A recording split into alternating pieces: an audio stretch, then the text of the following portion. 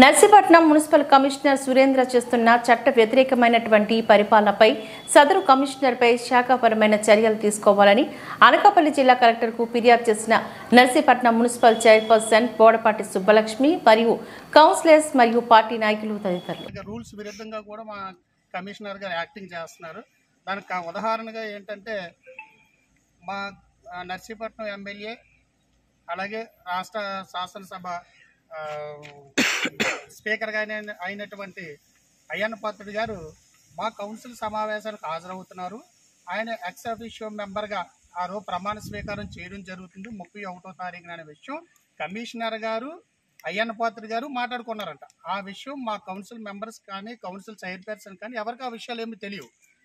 ఏదైతే సమావేశం ముందుగా 31/12/2024 తారీఖు నిర్వహించాలని అనుకున్నారో, ఏదైతే మాకు ఎజెండా పంపించారో దాని ప్రకారంగా మేము ప్రిపేర్ అయ్యి ఉన్నాం రావడానికి. కాకపోతే అదే టైంలో డాక్టర్ మన్మోహన్ సింగ్ మాజీ ప్రధానమంత్రి గారు చనిపోవడం, దాని విధంగా మన సెంట్రల్ గవర్నమెంట్ వారు దానికి సంతాప దినాలు ప్రకటించడం జరిగింది. అయితే ఆయన మీద ఉన్నటువంటి ఆయనకి గౌరవం, ఆయన సేవలకి మనం గౌరవం ఇవ్వాలి కాబట్టి ఆ ఒకరోజు పోస్ట్ పోన్ చేసి నెక్స్ట్ డే పెట్టమని చెప్పేసి గౌరవ చైర్పర్సన్ గారు కమిషనర్ గారికి లెటర్ పెట్టడం జరిగింది. అయితే కమిషనర్ గారు తాను ఏదైతే పెట్టారో ఆ లెటర్ని మినిమం కూడా కన్సిడర్ చేయకుండా ఆయన సొంత ఎజెండాతో సొంత నిర్ణయాలతో కేవలం ఎవరైతే అయ్యన్న పాత్రుడు గారు చెప్పారో ఆయన మాటనే పాటించుకుంటూ మరుసటి రోజు ఆయనే వచ్చి సమావేశం పెట్టడం, ఆయనే ప్రమాణ స్వీకారం చేసి ఎక్స్ అఫీషియో మెంబర్గా ఎన్నికవ్వడం, ఇవన్నీ కూడా వాళ్ళే ఎవరైతే టీడీపీ క్యాడర్ ఉందో వాళ్ళ సమక్షంలో చేసుకోవడం జరిగింది.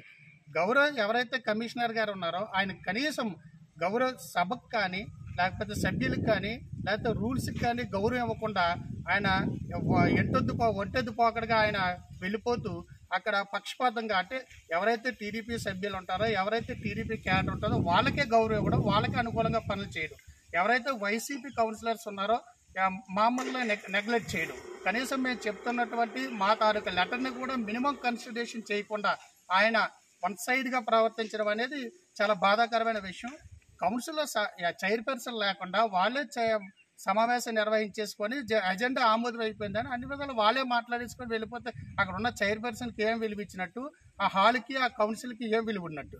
కాబట్టి ఇలాంటివన్నిటువంటి చాలా తప్పుదాలు. ఇది ఒక ఉదాహరణ మాత్రమే. కమిషనర్ గారు ఏదో పార్టీ కార్యకర్తగా ప్రవర్తిస్తున్నారు, ఒక పార్టీ చెప్పినటువంటి లైన్లో వెళ్ళిపోతున్నారు. కానీ ఆయన ఒక అధికారని, ఎంటైర్ మున్సిపాలిటీకి ఒక అధికారని, ఇలాంటివేవి కూడా ఆయన ఆలోచించకుండా ప్రవర్తిస్తూ ఆయన తీరు మాకు చాలా క్షోభకు గురి చేసింది. మా నర్సీపట్నం కౌన్సిలర్స్ని కాదండి అవమానించినట్టు, ఎంటైర్ మున్సిపాలిటీ ఎవరైతే ఉన్నారో మొత్తం మున్సిపాలిటీ తాలూకు ప్రజలందరినీ కూడా అవమానించినట్టే. మా కౌన్సిల్ని తప్పుదారి పట్టించి ఆయన ఈ విధంగా ప్రవర్తించడం కరెక్ట్ కాదు. కాబట్టి ఆయన శాఖాపరమైనటువంటి చర్యలు తీసుకోమని చెప్పేసి మేము గౌరవ కలెక్టర్ గారికి రిప్రజెంటేషన్ ఇవ్వడానికి రావడం జరిగింది. అది ఇవ్వడం కూడా జరిగింది. ఇంకొక విషయం అండి, ఇది నాకు కమిషనర్ గారు పంపించిన లెటర్ అండి. అంటే మా గవర్నీలు స్పీకర్ గారు వస్తున్నట్టు అతను 31 మీటింగ్ అయితే నాకు 30 పంపించినట్టు ఇచ్చారండి, కానీ నాకు 30 పంపించలేదండి. ఇది అయితే పక్క అబద్ధం. ఇదంటే నాకు 31నే ఉదయం 9:35 ఇచ్చారు. నేను వెంటనే ఫోన్ చేసి కూడా అడిగాను, ఏంటండి అతను వస్తుంటుంటే ఈరోజు ఏంటి నాకు లెటర్ ఇవ్వడం, మీరు ముందుగా రోజు తెలియపరచాలి కదని కూడా చెప్పి సరే అమ్మా సరే సమాధానం అయితే మటుకు అలా ఉందండి. అంటే ఇంతవరకు నాకు ఎందుకు ఇలా చేస్తున్నారు అన్నది నాకు అర్థం అవ్వట్లేదు. నిన్న గవర్నీలైన స్పీకర్ గారు అన్న మాటలను బట్టి నేనే అతనికి వెళ్ళి నేను స్వాగతం ఇవ్వలేదన్నది కరెక్ట్ కాదు కదా. నాకు అది చెప్పలేదు, నేను ఎలాగెళ్తానండి? ఇది కరెక్ట్ కాదు. అతను అలాగండు మళ్ళీ నా మీద చర్య తీసుకుంటానండము, అది ఆ విషయంలో మట్టుకి నేను చాలా బాధపడుతున్నానండి. నేను కేవలం నన్ను ఒక మున్సిపల్ ఆఫీస్లో నన్ను ఒక చైర్పర్సన్గా చూడలేదు. చాలా ఒక దళిత మహిళ ఏంటో అసలు నేను అది ఎత్తకూడదు. అసలు నేను నా క్యాస్ట్ అన్నది నేను ఎత్తకూడదు. కానీ వాళ్ళు ఎందుకు లోకు చేస్తున్నారు అన్నది నాకైతే అర్థం లేదు. దీని మీద అయితే మరి నేను ప్రెస్ మీట్ పెట్టి నేను మరలా కమిషనర్ గారి ఉండి ఫస్ట్ నుండి ఏం జరిగిందో నేను ప్రెస్ మీట్ పెట్టి మళ్ళీ నేను ఇస్తానండి. ఈ విషయంలో ఎంతవరకు నేనైతే ఊరుకుండేదే లేదు, నేను తగ్గేదే లేదండి. ఎందుకంటే నాకు తప్పు లేదు, నేను తగ్గను. నమస్తే అండి, అందరికీ నమస్కారం అండి. నా పేరు బోడపాటి సుబ్బలక్ష్మి, నర్సీపట్నం మున్సిపల్ చైర్పర్సన్.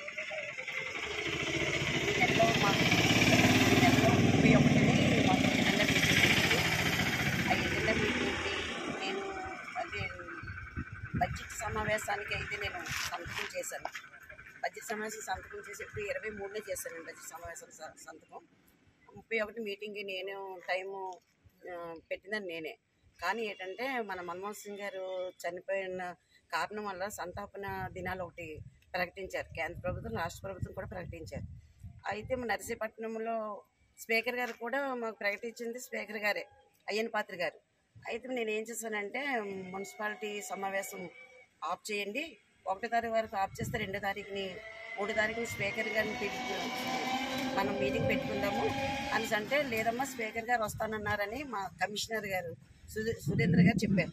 చెప్తే అలా కదండి, మరి ఆ రోజు మీరు ప్రమాణ స్వీకారం చేయకూడదు, బొక్కేలు ఇవ్వకూడదు, సాల్వలు చేయకూడదు అని చెప్పారు. కాబట్టి ఆ ఒక్కరోజు ఆపేస్తే గౌరవనీయులైన స్పీకర్ గారిని గౌరవించాలి అంటే చాలా మంచిగా గౌరవించాలి కదా, 1వ తారీఖున 2వ తారీఖున పెట్టుకుందాం నేను చెప్పాను. ఆ మాట వినకుండా అతను ఏంటంటే మీటింగు పెట్టేశారు. అంటే పెట్టేసిన తర్వాత స్పీకర్ గారు చెప్పడంలో ఏంటంటే వారం రోజుల ముందుగానే నేను మున్సిపాలిటీ కమిషనర్కి లెటర్ ఇచ్చాను, నేను వస్తున్నట్టు నేను తెలియపరిచాను అనేసి అతను అంటున్నారు. కానీ మాకు ఎవరికి తెలియపరచలేదు కమిషనర్ గారు. అయితే కౌన్సిలర్కి కూడా తెలియపరచలేదు. అంటే నాకు ఆ రోజు ఏంటంటే ఎవరికి తెలియపరచలేదు కదా, ఎందుకంటే హంగామా ఆపేయమని అయితే కండిషన్గా చెప్పి నేను ఒక లెటర్ కూడా పంపించాను అతనికి. పంపించాను, చేతికి కూడా ఇచ్చాను లెటరు. ఆన్లైన్లో చేశాను, చేతికి కూడా ఇచ్చాను. అలా కౌన్సిలర్కి పంపించాను, అలాగ మీడియా బ్రదర్స్కి పంపించాను, అందరికీ పంపించాను. అయినా సరే అతను ఆపలేదు. కానీ అంటే మీటింగ్లో స్పీకర్ గారు అన్నది ఏంటంటే, నేను ఈవేళ ప్రమాణ స్వీకారం చేయడానికి వచ్చాను, బడ్జెట్ విషయం అదే మాట్లాడటానికి కానీ దేనికి మాట్లాడడానికి కాదు, కానీ ప్రమాణ స్వీకారం చేయడానికి వచ్చాను. నేను వచ్చే ముందు నేను చైర్పర్సన్ గారు నాకు ఆహ్వానం పలకలేదు అనేసి అతను అంటున్నారు. అని నాకు తెలియలేంది నేను ఎలా పలుకుతానండి, అది నాకు తెలియపరచాలి కదా.